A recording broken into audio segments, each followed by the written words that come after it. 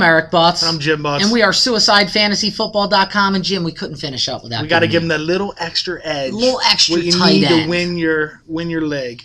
The tight ends do make a difference. They do. Especially if you got to play one, you better have someone that's putting up numbers. I hate leagues that go, oh, well, you can just use a tight end as a wide receiver. That's stupid. That makes only 5 tight ends even valuable in fantasy football.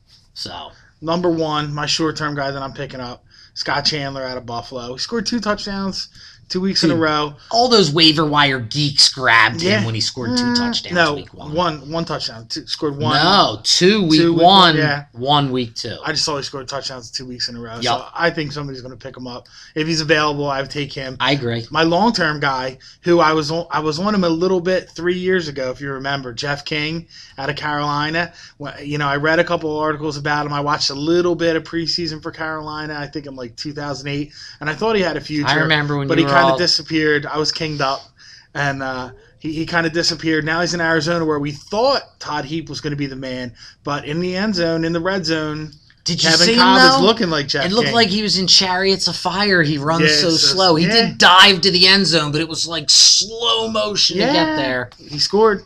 Listen, Kevin Cobb is going to be relying on his tight end. Yeah. So I agree. If it's Jeff King, then pick up Jeff King. So, all right, my short term, and it's just because Chris Cooley is getting back in, but he's going to be back out. And at least for the next couple of weeks, Fred Davis, if he's not already got in your league, grab him. Yeah. Because he's going 10 receptions and finding the end zone once in a while.